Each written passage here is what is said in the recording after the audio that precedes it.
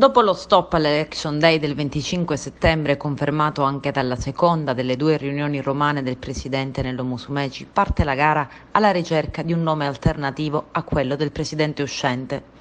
Per sfidare Caterina Chinnici, candidata PD uscita vincente dalle primarie, ma ad un passo dall'essere mollata dai 5 Stelle, nel centrodestra si pensa a schierare una donna.